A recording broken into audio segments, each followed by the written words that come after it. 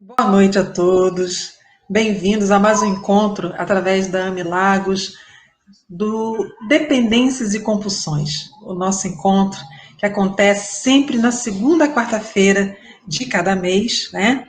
E no dia de hoje nós vamos estar conversando sobre a dependência química e uma das situações que mais trazem preocupações, tanto aos profissionais que lidam com a dependência química, como ao próprio usuário e assim como os familiares. Qual é esse tema? É a recaída.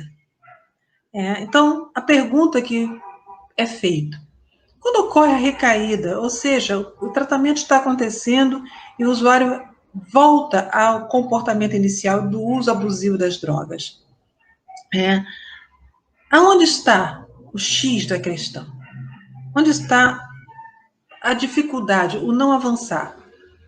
Está com o usuário ou com o tratamento?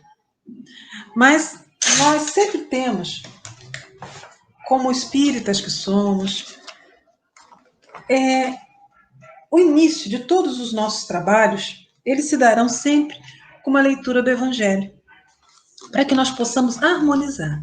E nós aqui, no Dependências e Compulsões, pela AMI Lagos, através da TV Regeneração, com o apoio do Centro Espírita Leon Denis de Cabo Frio, nós então estamos dando início e vamos começar falando sobre o capítulo 19, para nossa mente harmonizar. A fé transporta montanhas,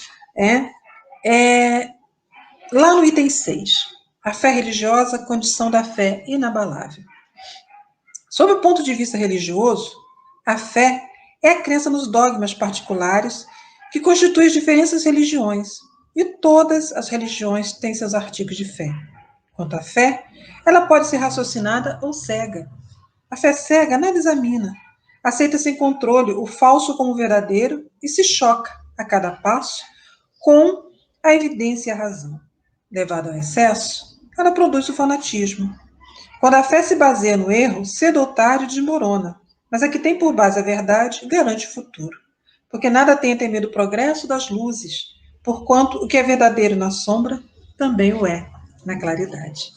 E assim então, meus irmãos, nós vamos iniciar agora com a nossa prece. Deus, de bondade e amparo, aqui estamos a rogar por Ti, que a Sua luz bendita possa envolver nesse momento todos aqueles que fazem parte desse grande conjunto do aprendizado, buscando finalmente compreender a fé na maneira esperançosa em que ela envolve os espíritos, os impulsionando para a frente. Vamos pedir nesse momento o abraço amigo do grande mestre de nossas almas, Jesus, que ele possa trazer a cada um de nós, nessa noite de estudo, a possibilidade de avanço, de percepção, a possibilidade da fraternidade, e erguendo assim os corações para que se sintam cada vez mais confiantes nas mudanças que poderão fazer. Assim como pedimos o abraço amigo de Dr. Bezerra de Menezes, dos espíritos bondosos da casa de Leon Denis, de Baltazar, de Dr. Rema, de Antônio de Aquino, de tantos outros que trazem consigo o desejo de que cada vez mais, cada um de nós, no avançar de nossas almas, nos libertemos de vícios, prazeres vãos, que nada constrói, apenas destrói a alegria e a paz que o espírito precisa ter. Em nome de Deus, vamos iniciar. Então, meus irmãos, na noite de hoje, nós vamos falar sobre dependências e compulsões no tema a recaída.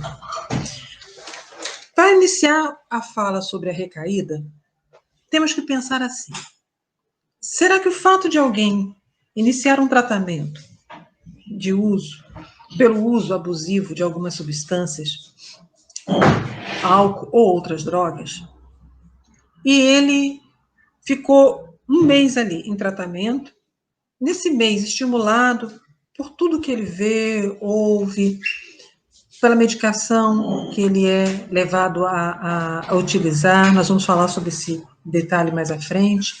Será que nesse um mês no mês seguinte ele começa a declinar, a declinar, a declinar, até que ele começa a voltar aos antigos hábitos.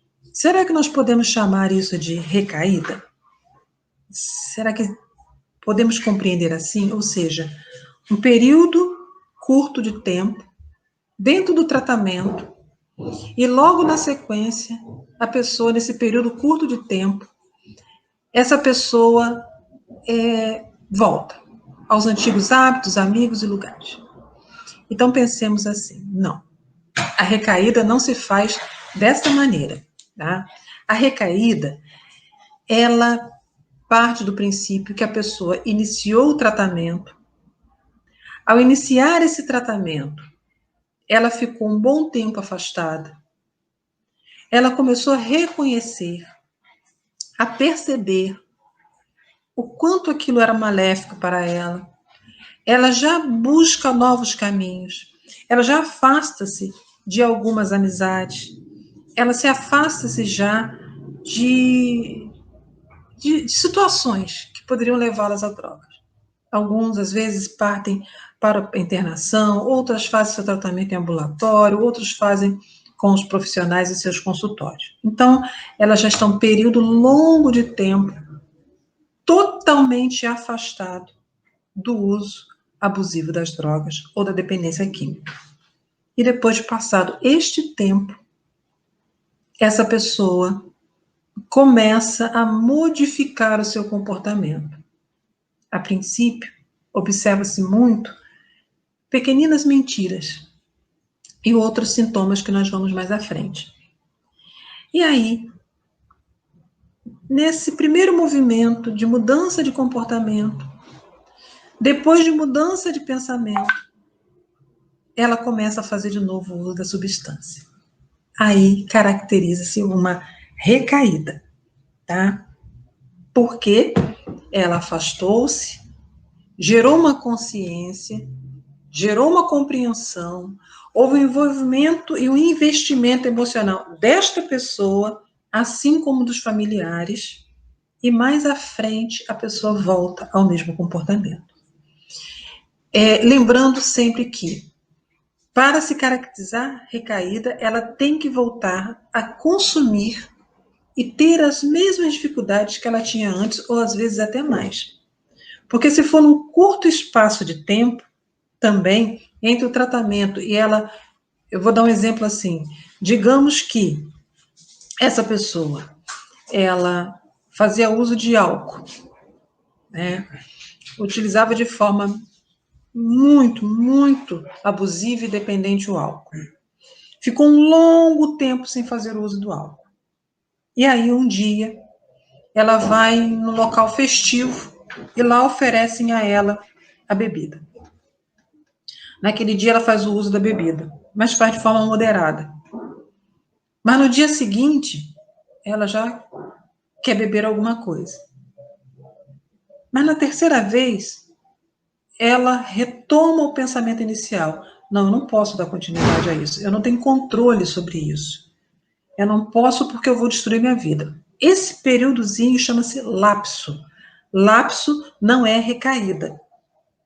A pessoa teve um lapso dentro do processo dela de tratamento, ela experimentou de novo a substância, mas a consciência retoma, e no que a consciência retoma, ela percebe que não dá conta. Que se continuar, vai se perder novamente. É o que a gente chama de lapso. A recaída, ela é mais profunda. Eu volto ao ponto do início do uso abusivo da droga, tá? Então, recaída, só para a gente fechar melhor a ideia, né? É qualquer retorno ao comportamento vicioso ou ao estilo de vida anterior, depois de um período inicial de abstinência e de mudança no estilo de vida, né? E a gente tem que contar pelo menos de 1 a 3 meses desse processo de abstinência, tá? Sem esse processo, né? Sem esse tempo, não geramos. Por que eu explorei um pouquinho mais isso daí? Por conta do tema que nós estamos falando. Aonde será que está o X da questão? Será que está no tratamento? Será que está no usuário? Né? Aonde será que está o X da questão? Tá? E vamos lembrar agora, então, um pouquinho de falar do dependente químico. Utiliza-se muito um termo, manter-se limpo, né? Para um dependente de química, ele manter-se limpo é um grande desafio, tá? E em sua trajetória, pode ser que aconteça mais de uma recaída. Difícil, né? A gente pensar sobre isso. Mais de uma recaída nesse processo que às vezes leva alguns anos. Mas é preciso a gente falar isso para as famílias, porque a decepção das famílias é muito grande nessas recaídas. Algumas, inclusive, dizem: vou desistir, não consigo. Tá? E nós estamos aqui alertando isso. Dentro desse processo de tratamento, existe esse trecho que há de ser conversado e explorado. Agora, vamos pensar assim, como será que começa uma dependência química? Houve uma época que as pessoas falavam assim, foram as más companhias. As más companhias induziram essa pessoa a fazer o uso incorreto da liberdade que ele tinha e começar cada vez mais a usar maconha, cocaína, o crack, a bebida, Mas será que são só esses elementos? Será que a má companhia é o único instrumento existente para levar um ser humano a chegar ao ponto de ele depender daquela substância para ele poder viver? Não. Existe na história do dependente químico detalhes tais como detalhes importantíssimos, tá? A baixa estima. A tal da má companhia, ela só ganha força na vida do indivíduo porque ele pensa em encontrar ali um parceiro, alguém que o compreende, alguém que o estimula, alguém que ri com ele, alguém que sonha com ele. Então, a tal da má companhia, ela só terá esse lugar de influenciador porque aquele que ali está chegando naquele grupo ou junto àquele indivíduo, ele não consegue olhar para si e encontrar os próprios valores. Ele está perdido dentro dele mesmo. Onde que ele vai encontrar o reforço para ele saber quem ele é de uma maneira positiva? Na família. Ali no núcleo familiar, ele pode encontrar esse reforço. E como muitas vezes estão os nossos núcleos familiares? Nossos núcleos familiares, às vezes, estão soberbados de trabalho, estão soberbados de cuidar dos vários filhos, que às vezes as famílias têm mais de 1, 2, 3, 4 filhos, e cada um traz uma exigência, e é assim mesmo. Então, nós vamos encontrar, às vezes, uma família de 4 filhos, 3 dizendo que os pais gostam só de um, que valorizam só um. Às vezes, nós vamos encontrar em núcleos familiares aquele elemento em que ele se sente o patinho feio, ele acha que nunca recebe uma palavra de elogio. E, às vezes, os pais não estão elogiando, mas também não estão fazendo uma crítica. É a forma como esses pais entendem que para gerar homens e mulheres de bem, eles precisam ser firmes com seus filhos. Eles precisam ser duros. Eles não podem oferecer muito afeto. E na mensagem que está passando, ela está truncada. Os pais estão entendendo que estão levando algo muito bom aos filhos, que é ensiná-los a ser uma pessoa de bem através da palavra firme, às vezes até dura demais, porque ao invés de fazer um elogio, às vezes faz uma crítica, mas não, é para ele aprender, é para ele aprender. E eu não percebo a fragilidade que aquele filho tem e o quanto que eu estou quebrando dentro dele as possibilidades dele achar que ele é bom o suficiente para alguma coisa. Então, vamos começar, a pensar, como eu lido com meus filhos?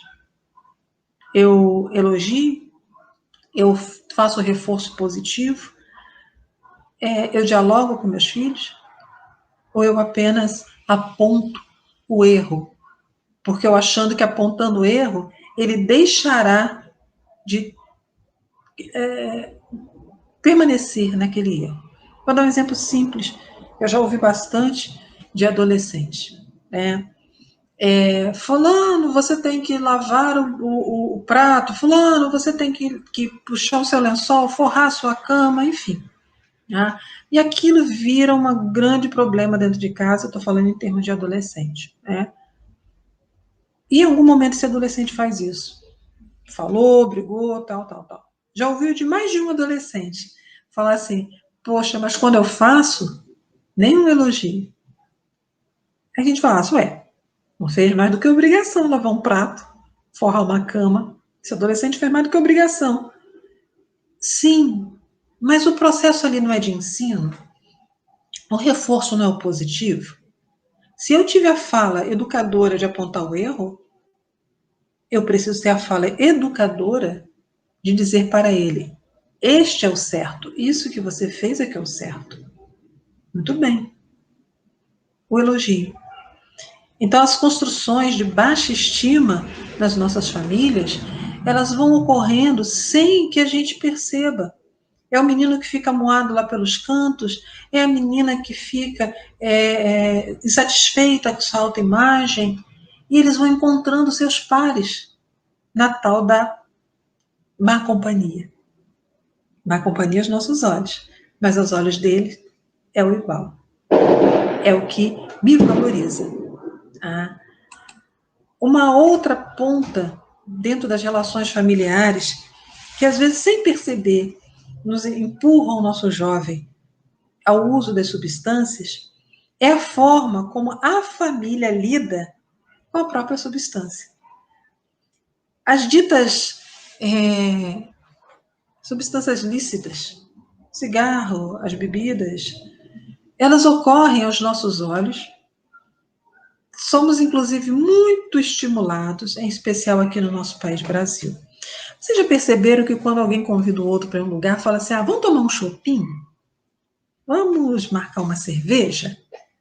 É uma fala, assim, corriqueira. Né?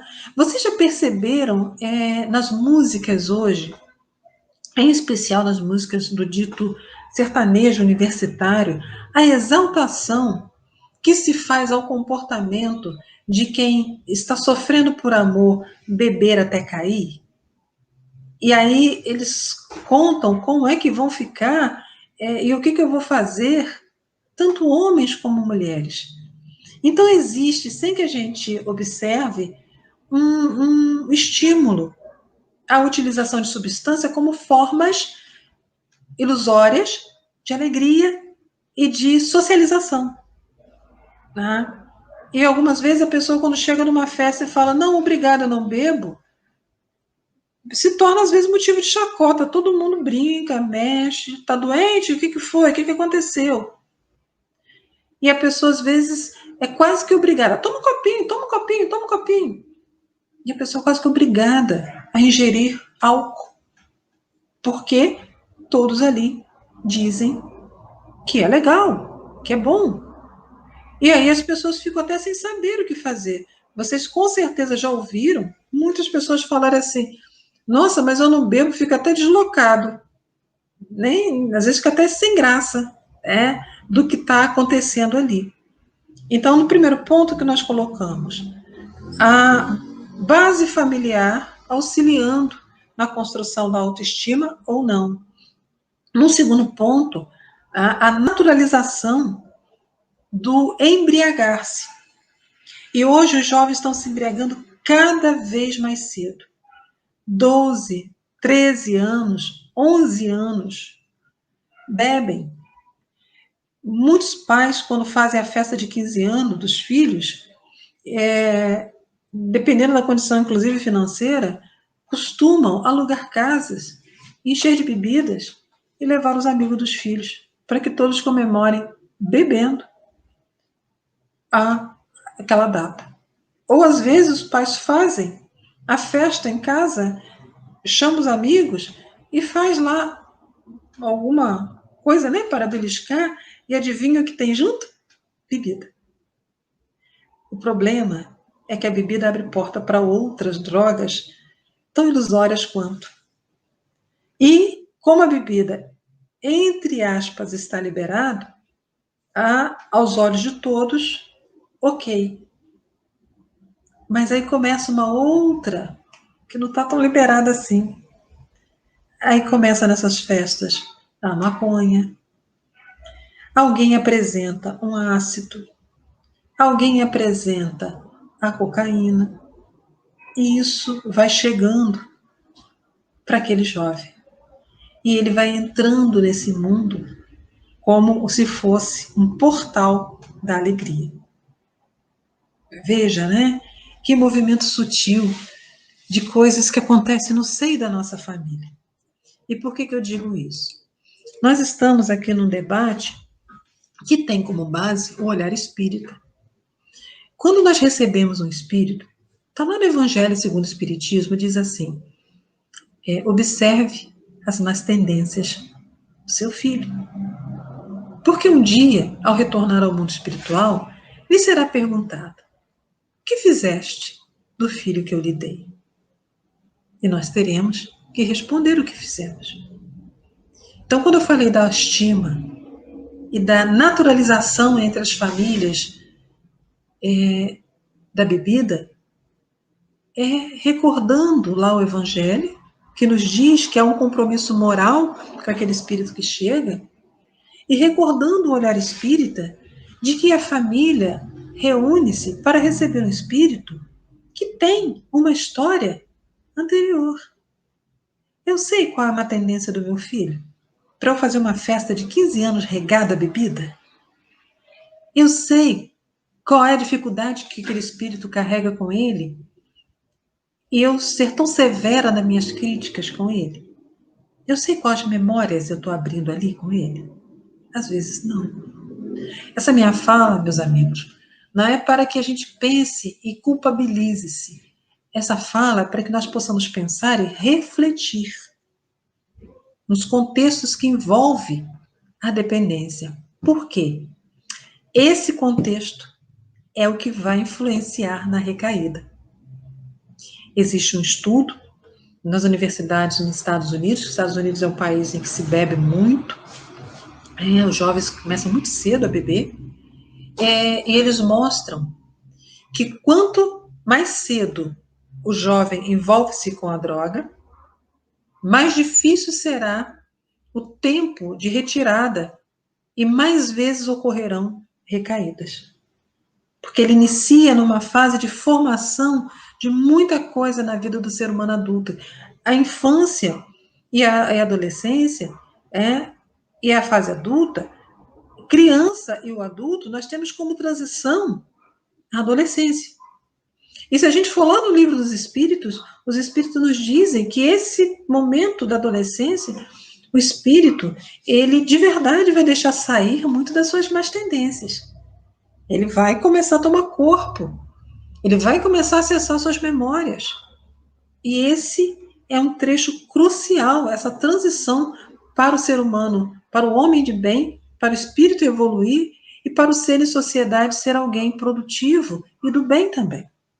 Então, esse momento é importantíssimo.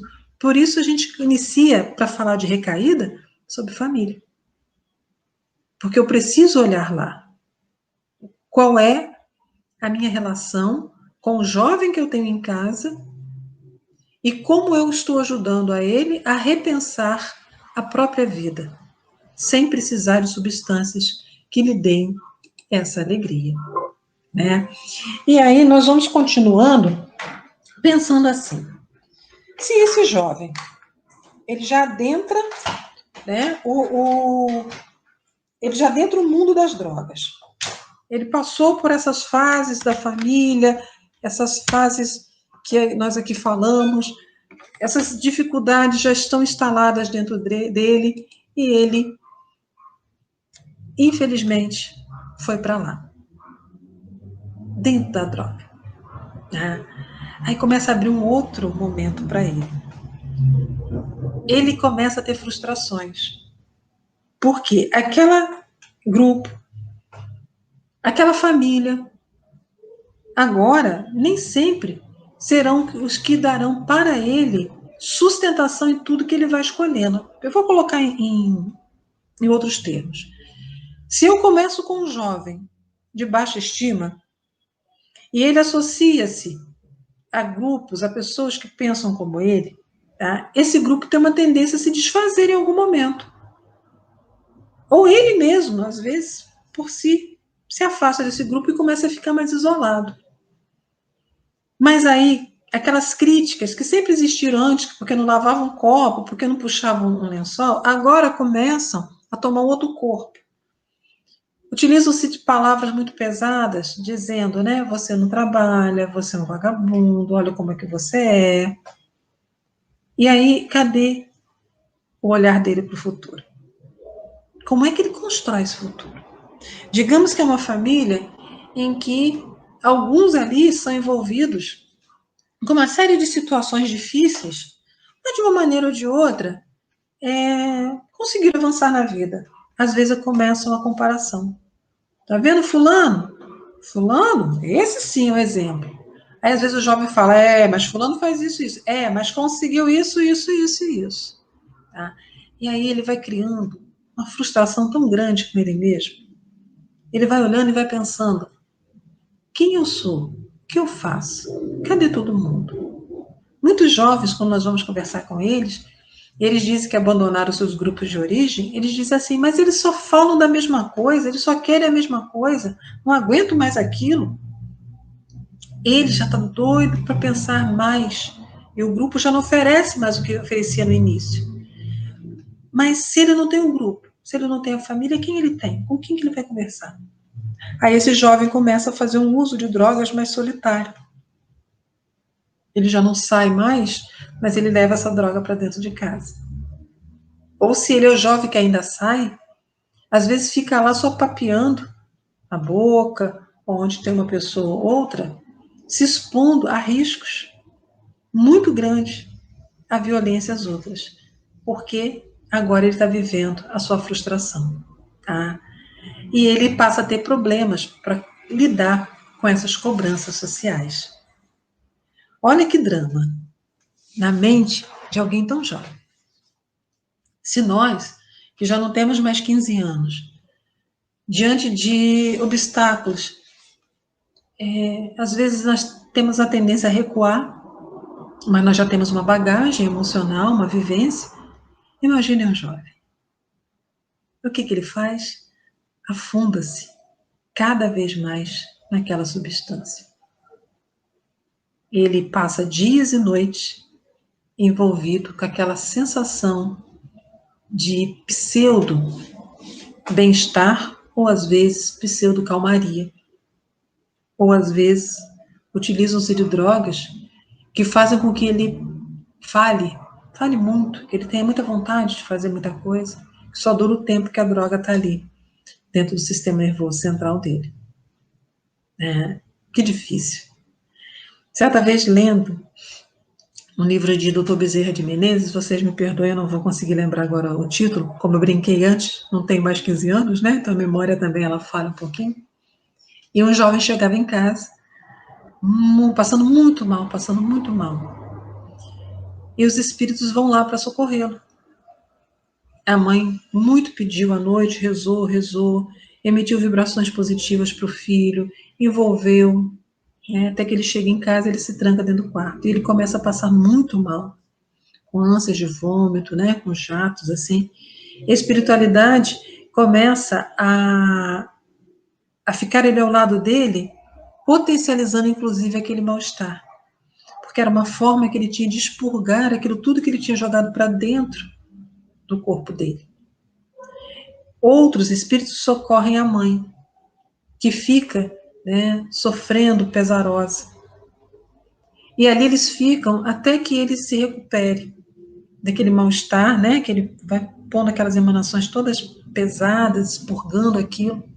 E quando ele consegue expurgar, que ele adormece e desdobra, os espíritos o socorrem e começam a conversar com ele um pouco disso que nós estamos falando aqui. Falando para ele dos valores, lembrando dos compromissos dele reencarnatórios, explicando para ele o quanto que ele deveria ser contra aquela ideia que a gente chama de menos-valia, ou seja, daquele olhar tão tão crítico que ele tinha sobre ele mesmo. Tudo isso sustentado pela prece da mãe que estava no outro quarto. É o indivíduo. Quando nós perguntamos, a recaída pode ser um fracasso do indivíduo, né? Era o indivíduo. Então, será que nós podemos dizer que uma pessoa que vem com um quadro desse tão pesado, um espírito, onde lhe faltou esses elementos de bem-estar, de bem-querer, será que nós podemos acusar essa pessoa de um fracasso na vida dela? Vocês podem até dizer assim, mas poxa, existem muitos jovens que nasceram em berço de ouro, pai e mãe bacana, que estavam ali. E o berço de ouro não significa questão financeira, o berço de ouro é uma situação de muito carinho, de muito amor. Teve ali toda a atenção, o estímulo, o pai levava junto para trabalhar, o pai saía para brincar, a mãe era zelosa, e mesmo assim, esse espírito envolveu-se em tantas outras coisas. E aí a gente continua afirmando, esse espírito tem uma história. Já tinha um conhecimento prévio, como espírito de outras vidas, de um contato com a droga. Sente prazer com aquela droga. Arrasta consigo companhias espirituais desencarnadas. Encontra companhias espirituais encarnadas. Ali está fazendo valer o que aquele espírito veio aqui refazer. E do qual, ao se encontrar em contato, ele traz como memória. Então, reafirmamos o que falamos ontem. Cuidado com os exemplos que nós damos aos nossos filhos. Porque eles podem se sentir atraídos por algo que eles já foram. Cuidado com o excesso de coisas que damos aos nossos filhos. Eles podem ficar também achando que a vida é só prazer. Então, desde o que nós falamos da crítica, da ausência do positivo, das companhias, nós temos que estar sempre focados que é um espírito, carregando consigo uma história. E aí, na caminhada dele, quem somos nós? Alguém a lembrar desse detalhe. É um espírito. Tem uma história atrás dele. Olhemos e respeitemos esse indivíduo que se faz hoje presente na família, para que ele não fracasse diante dele mesmo. E isso é muito importante, pois as famílias, principalmente agora, né? Nós estamos em 2020, onde é uma liberdade tão grande de tanta coisa, as próprias famílias estão sem saber, às vezes, quais conceitos morais que terão que passar para os seus filhos. Leiam novamente o Evangelho, observem as más tendências dos seus filhos, que vocês conseguirão, com toda certeza, entender qual é o conceito moral que precisam passar para eles, né? Tudo isso para a gente chegar a um ponto e dizer assim, o espírito vivenciou tudo isso, se sente às vezes fracassado perante a sua própria encarnação, se sente saudoso de alguns prazeres que ele viveu, o espírito ali está.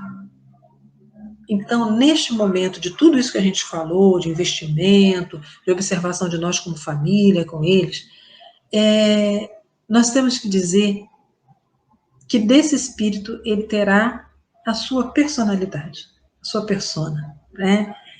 Que é composta, vou utilizar uma palavra meio senso comum, que é composta pelo temperamento e pelo caráter.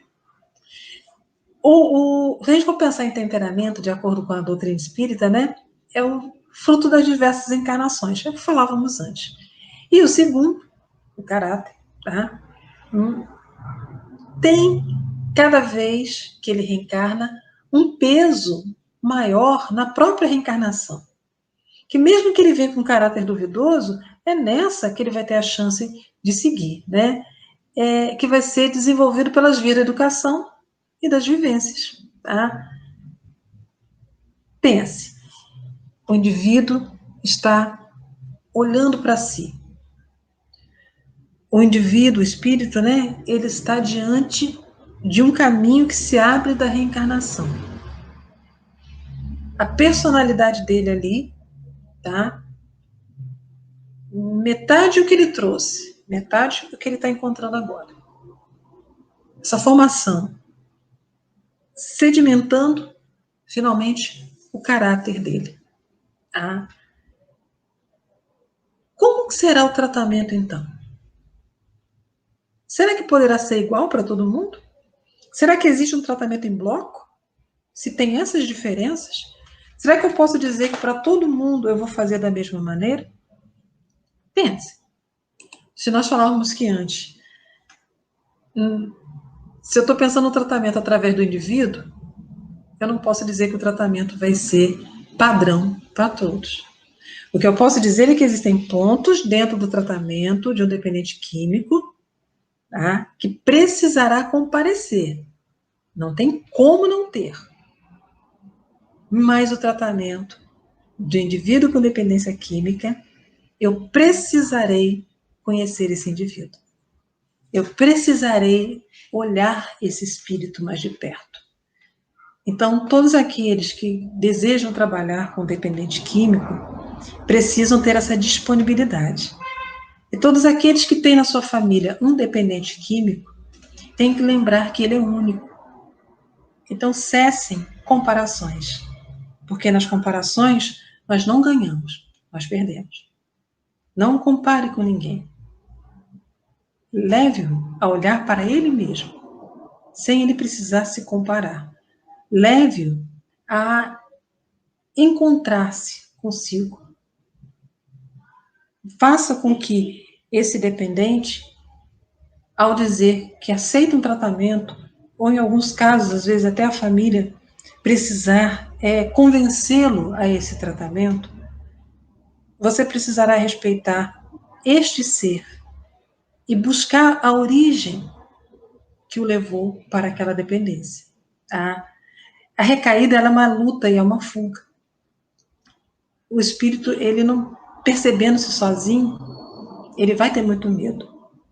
Então, quando eu começo o tratamento, hoje já sabedor que pode haver uma recaída, eu vou entender que é uma luta e fuga desse sujeito, mas eu terei muito mais condição de sustentar o auxílio que eu darei a ele para o tratamento, se eu, ao iniciar o tratamento, eu sentar e conversar com ele. E o que nós chamamos de sentar e conversar e ajudar o espírito a se encontrar? Pergunte se ele sabe como deu origem àquilo tudo. Mas não pergunte para puxar a orelha, para brincar. Senta e pergunta. Né? Você sabe como tudo deu origem na sua vida? Você sabe em que momento? Em que idade? O que você sentiu? E se esse jovem, né, ele tiver, inclusive, alguma queixa contra você pai, contra você mãe, contra você irmão, cuidador, e ele quiser falar, ouça. Não é um momento de defesa, é um momento de audição. Afinal de contas, quem está se tratando é o outro, não é você. Nesse momento, ele precisa revisitar a história dele. Então, é ouvir mesmo. É perguntar a esse jovem, você tinha sonhos naquela época? O que você queria? O que você imaginava da sua vida? E aí talvez nós vamos ver ele trazendo algumas vontades que ele mesmo imaginou que não conseguiria. Ele falar de sonhos que ele achou que seriam impossíveis ou que ele seria incapaz até de construir. Você vai ouvir esse jovem trazer a história dele para você da maneira como ele a entende. E por que isso é importante? Para ele ouvir. Para a memória dele se abrir. Para que ele possa finalmente tirar aquele nó e seguir adiante. Então, veja, o tratamento começa em algo que a doutrina espírita fala muito para cada um de nós. O tratamento começa na humildade daquele que cuida, daquele que é dependente. No encontro de duas histórias, daquele pai, mãe, cuidador, que se sente ali sofrido e às vezes até decepcionado, e daquele espírito jovem, no seu processo de transição para a fase mais adulta, se sentindo fracassado diante de si. É um momento de muita dificuldade, mas é necessário. E esse tratamento ele dá sequência, porque agora aquele jovem conseguiu falar dele.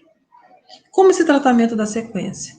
Da sequência, ele podendo agora, olha que coisa interessante, né?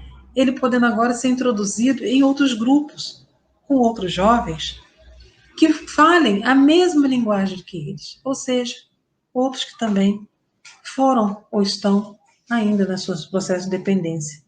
Então, nós estamos falando dos grupos de apoio, das irmandades como a ANA, nós estamos falando de grupos como Amor Exigente, como o Projeto Voltei, da Casa de Leon Denis, que são os grupos que serão conduzidos por um técnico, mas ali haverão outros aonde eles podem, eu vou utilizar um termo assim, se despir dos seus medos. Lembra que no início do nosso estudo hoje, nós falamos, olha, será que foi a má companhia que levou o jovem? E lembra que eu falei? Aquela má companhia é porque ele encontra naquela pessoa alguma coisa que ele não está conseguindo encontrar em nenhum outro lugar. E ali eles se encontram tipo irmandade. Esse mesmo processo é utilizado nos grupos, só que com a condução de alguém mais amadurecido, preparado, que estudou, que pode ir costurando aquelas histórias e eles mais à vontade, porque eles estarão entre iguais. Só que agora com base, com condução. Quando se pensa tratamento com o olhar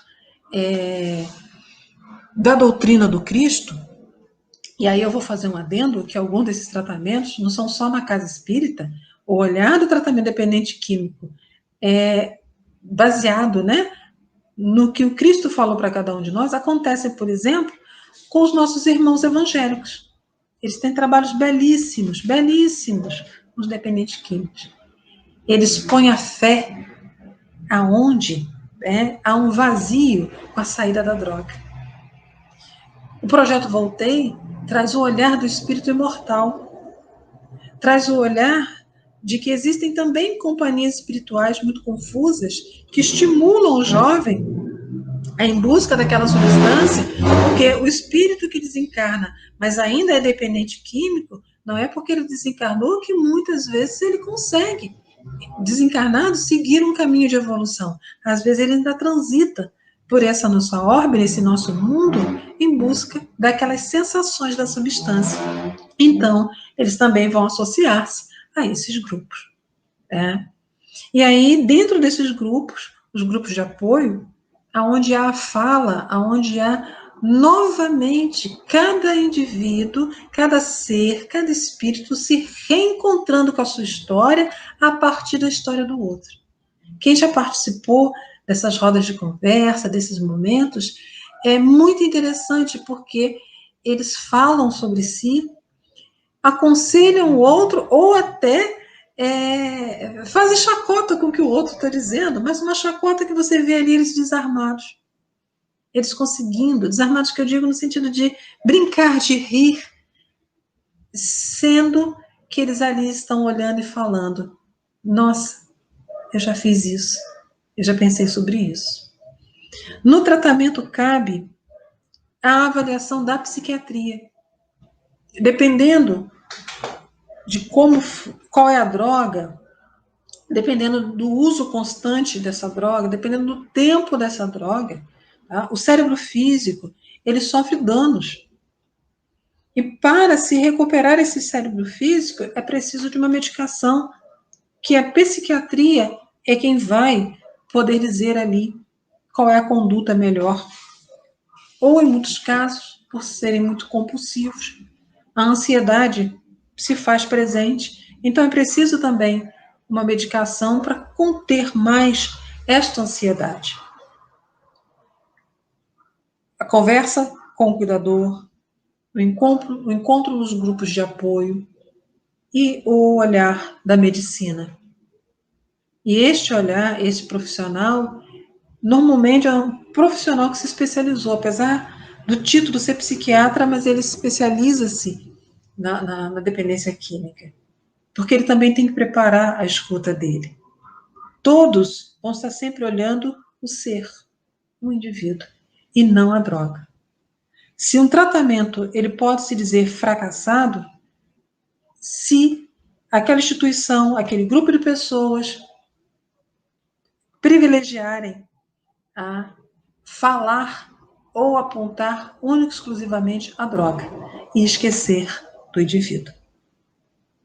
Se ficar olhando e pensando só naquilo dali, perde o indivíduo. Aí o tratamento não é completo. E na nossa casa, como nós falamos, né, existe o projeto Voltei, os encontros, quando eles se fazem, lá nós traremos o olhar do Evangelho segundo o Espiritismo, da evolução do espírito, o olhar do refazimento através do compromisso consigo de evoluir. Traremos, né, também esse olhar. E isso faz uma diferença muito grande. Não falamos que o tratamento seja melhor. Falamos que também pensamos no encontro que a pessoa tem que ter dela com ela mesma, ela também tem que lembrar que ela é espírito imortal.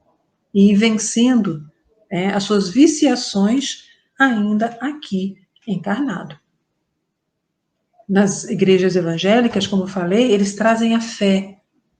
Normalmente, quando nós encontramos dependentes químicos que saíram através do tratamento com as igrejas evangélicas, eles têm um amor muito grande em querer resgatar o outro. Eles se tornam incansáveis. Eles leem a Bíblia, eles apontam, eles convidam para ir para a igreja, eles dão testemunho, eles dão depoimento. Tá? Então, eles põem a fé. Eles dizem, a fé foi que me salvou. Que é uma fala de quem? Do nosso Mestre Jesus. A tua fé te salvou. Se nós formos olhar o olhar da ciência no tratamento com os jovens, a ciência, em alguns momentos, ela prega ou abstinência total ou o que eles chamam de redução de danos. A abstinência total, o nome próprio já diz, não precisamos explicar, né? É a retirada total da droga, a pessoa vai passar por um processo, muitos que relatam dizem que é um grande sofrimento, tá? Em outros casos, eles trabalham com o que eles chamam de redução de danos, que é a diminuição gradativa do uso da droga, porque algumas pessoas usam mais de uma, elas bebem, elas usam maconha, elas usam cocaína, então eles vão reduzindo o consumo daquela substância até que a pessoa tenha consciência de deixar. Vai reduzindo o tempo dela ir em alguns lugares, vai colocando para ela a necessidade dela ir reduzindo, como o nome também diz, né, os danos que ela vem causando a ela mesma. É um outro olhar que a ciência traz.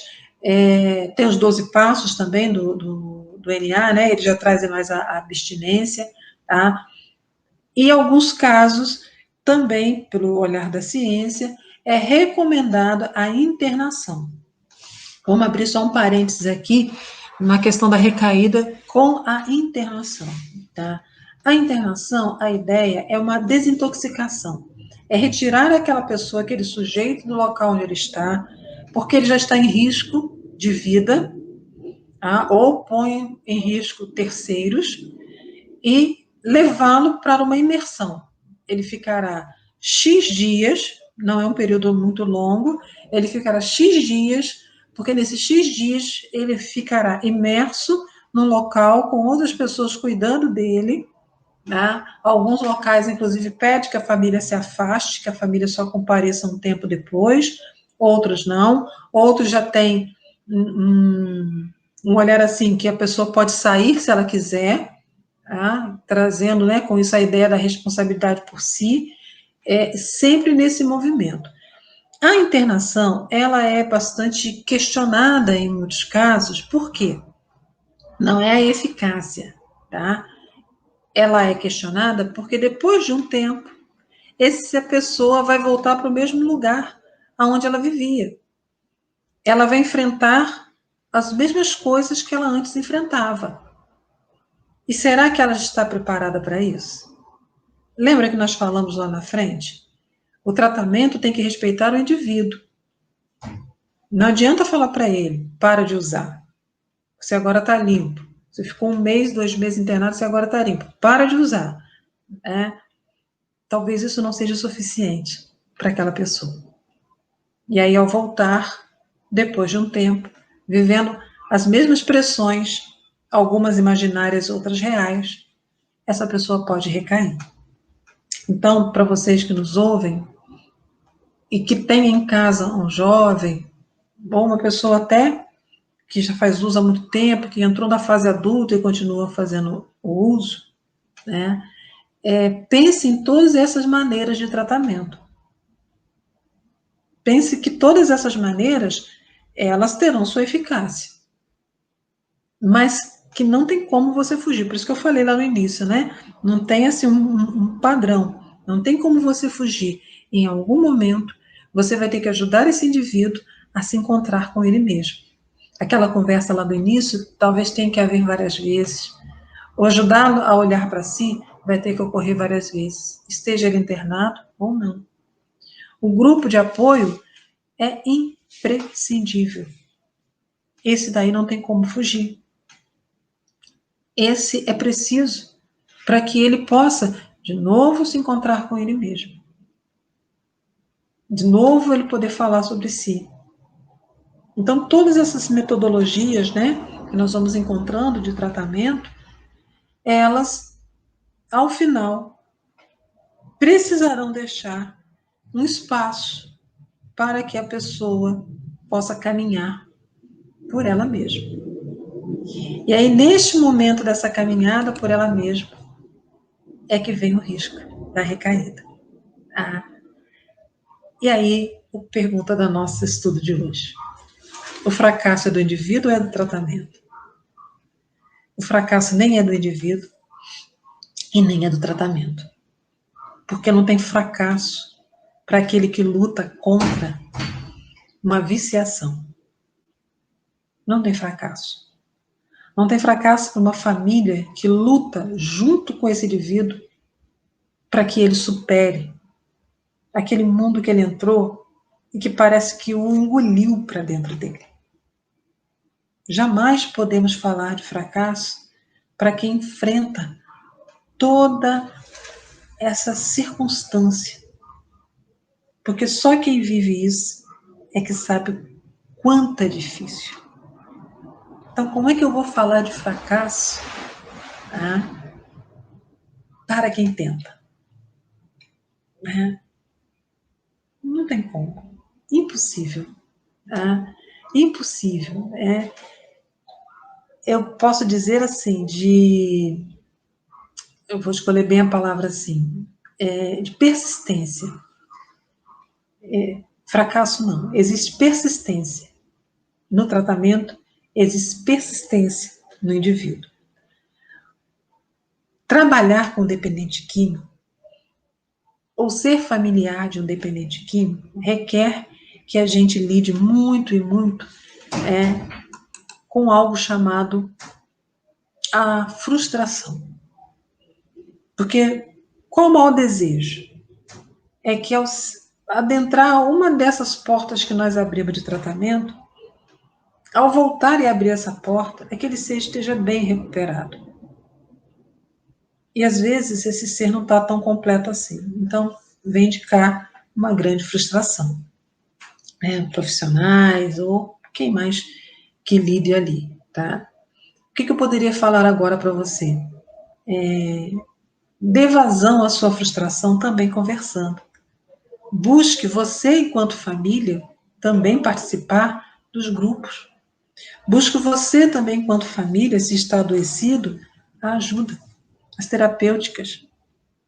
Não existe tratamento para um indivíduo que não envolva também a sua família. E se a família se recusa a estar junto, nós já falamos sobre isso aqui, né, em outros momentos, se a família se recusa a seguir esse tratamento junto com o seu membro, né, que ali está adoecido, a família adoece junto. E aí não vai ser só o dependente, vai ser o dependente e a família. Então, enquanto família, saiba que você também precisará estar bem próximo de todo esse processo. E que esse processo, ele te trará tantas respostas, te trará tanta coisa, tanto conhecimento, no qual você se tornará muito mais seguro. E em algum momento, se a palavra hoje era fracasso, a gente ouve também muitos familiares falando assim, será que fui eu que fracassei? Mas a partir do momento em que você se dedica ao tratamento, você vai entender que não, como eu disse antes, não existe fracasso para quem tenta. E você retira de você grande parte das responsabilidades que você achou que teria sobre aquele ser, no sentido de não deixá-lo, tá, ser triste, ser infeliz. No início do nosso estudo, nós falávamos das más tendências, da responsabilidade que as famílias têm. Mas a felicidade, esse é um compromisso de cada um. Nós podemos apontar o caminho, mas o outro precisa aprender a percorrer. E existem 10 itenzinhos assim, tá, que eu gostaria de falar para aquele que é o dependente químico. Para a gente não recair em nada nessa vida, muito menos uma recaída na dependência química, ou seja, eu passei por tudo isso que nós já falamos aqui, e chega uma hora que a pessoa suspira e fala, não aguento mais, eu vou lá buscar minha ilusão química, e recai.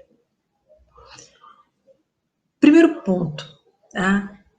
Não tente manipular nem se manipule. Se nesse momento o que passa dentro de você eu preciso daquela falsa sensação de alegria, converse, vá no seu grupo de apoio, vá naquela pessoa da família que lá no início daquele processo te ouviu, e se abra e fale, mas não se manipule, e nem manipule o outro. O que é o manipular? O manipular eu não estou bem, eu estou triste, o que você pode fazer por mim para me dar minha alegria? A palavra vai ser, olha, eu não estou bem, eu estou triste, me ajuda? Não é o que você pode fazer por mim. Não minta. Criar mentiras para si ou para o outro é fazer com que, mais uma vez, a ilusão chegue e eu passe a ter dificuldade com a realidade. Aos familiares que nos ouçam, percebeu as primeiras mentiras? Busque ajudá-lo. Faça a confrontação, diga, você está mentindo. Isso não é uma verdade. Por que você está mentindo? Claro que vai haver uma resistência. E essa fala não é uma fala agressiva nem crítica. É uma fala de acolhimento. Tá? Tem uma diferença muito grande entre eu acusar. Você está mentindo, você é um mentiroso, olha o que você está fazendo e tal. Eu chamar a pessoa e falar assim, senta aqui. Fala comigo. Você está mentindo sobre isso. A pessoa, claro, ninguém gosta, né? De ser pego assim. Vai reagir. Mantenha-se calmo, firme, tranquilo. E o outro vai se sentir até aliviado por não precisar mais mentir, tá? Nunca abandone a equipe que te atendeu, se você é o dependente químico. Não abandona. Essa equipe sempre estará lá. Se é o projeto Voltei, se é o CAPES, se é uma igreja evangélica, o NA, o AA, busque, volte lá. Mesmo que você em algum tempo tenha se afastado um pouquinho, não faça isso. Mas se aconteceu, volta lá e converse com eles.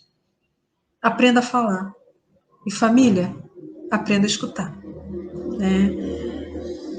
Ao dependente químico, não haja como vítima. Assuma aquilo que você está fazendo consigo. Você não é a vítima dos fatos. Os fatos aconteceram e foram absorvidos e entendidos por cada um. Cada um assumindo a sua responsabilidade, vai ser muito mais digno de rever, de perdoar, de rearrumar. Mas se nós entramos no papel de nós somos a vítima dos fatos, não caminhamos para lugar nenhum. Vigilância dos pensamentos. Pensamento para o espírito é tudo. Um espírito, quando ele pensa, ele emite vibrações, ele emite tanta coisa que aquilo vai se tornando, vamos colocar assim, né, de uma linguagem mais comum, uma verdade. Então, vigie seus pensamentos. Veja para onde eles estão te levando. Veja qual é o colorido que eles trazem para a sua vida. Veja como que eles estão organizando seus dias futuros. Utilize seu pensamento para frente, mas com coisas viáveis, boas. Família, ajude-o a ter vigilância sobre os pensamentos. Se você percebe que o jovem ou o adulto da sua casa tem pensamentos que estão sempre assim, lá no mundo lá nas nuvens, né?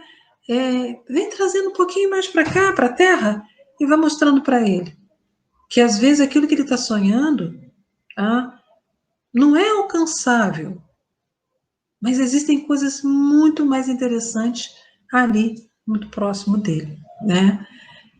Estabeleça um projeto de vida, o dependente e a família. A família tem que parar de viver também em torno, único exclusivamente, tá? Como nós falamos, né? Daquele ser. Ajudá-lo não é parar a vida de todo mundo, não. A família não para de viver. A família vai seguindo, nós já falamos sobre isso aqui em outros momentos, nos Dependências e Compulsões. A família ampara, a família envolve, a família auxilia.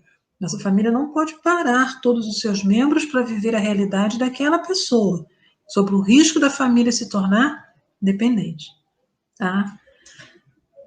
E caso tenha um lapso, peça ajuda para que não se torne uma recaída. Lembra que nós falamos? O lapso é aquele... fui no finalzinho de semana lá e tomei uma bebida. Eu já estou controlando, tá vendo? Que legal, tá. Pode não estar, não. Tá? Evite o lapso para que não ocorra uma recaída. E, por fim, o último.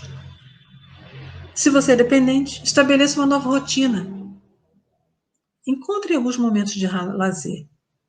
Se antes você ia sempre no mesmo lugar, fazer sempre as mesmas coisas, muda um pouquinho, troca de calçada, sempre no outro lado do ônibus, e conheça outras pessoas. Tenha coragem de conhecer outras pessoas, ouça outras músicas, avance. É bacana, é bonito. Família, ajude. A família também tem que mudar.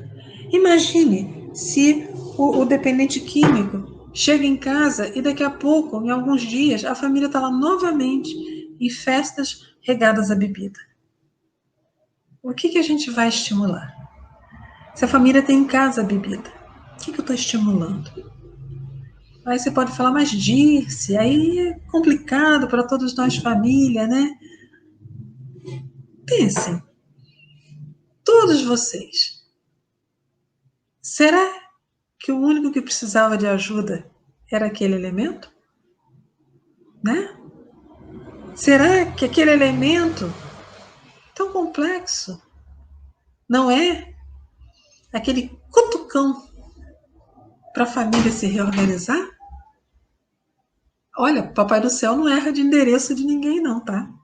Então, às vezes, a família recebe um espírito tão complexo e aquela complexidade permite com que a família inteira refaça seu caminho, né?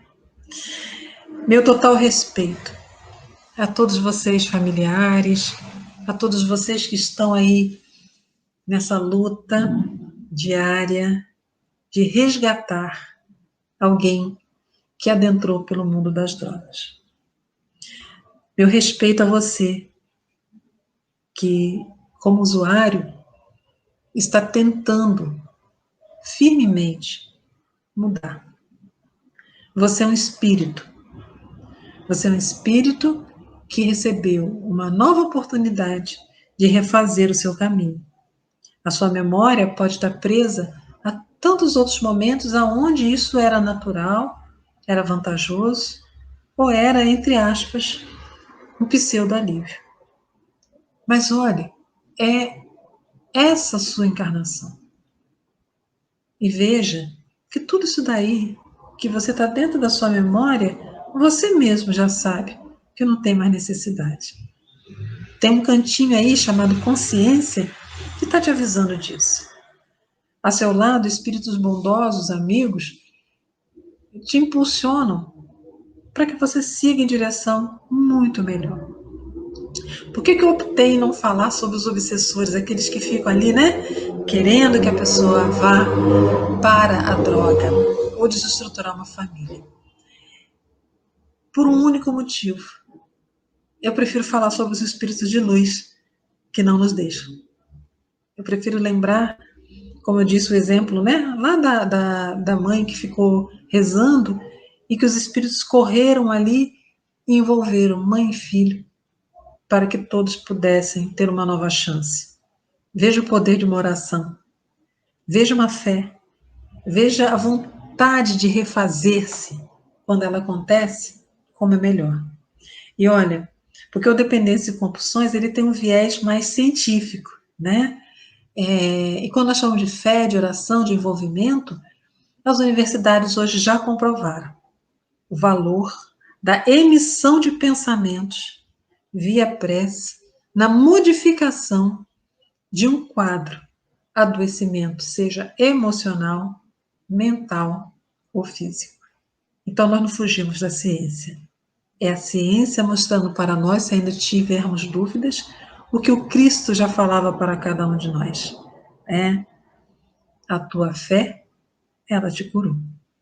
Eu desejo uma excelente noite, muita força para todos vocês. Eu falei do Projeto Voltei, quem ainda não conhece, ele acontece lá na antiga sede do CELD, ali na Rua do Batalhão da Polícia Militar, no bairro Jardim Caiçara, Rua Antônio de Oliveira Gama, às terças-feiras. Nós estamos ainda, né, respeitando o preconizado pelas autoridades de saúde e estamos ainda restringindo, tá, os encontros, né, as reuniões.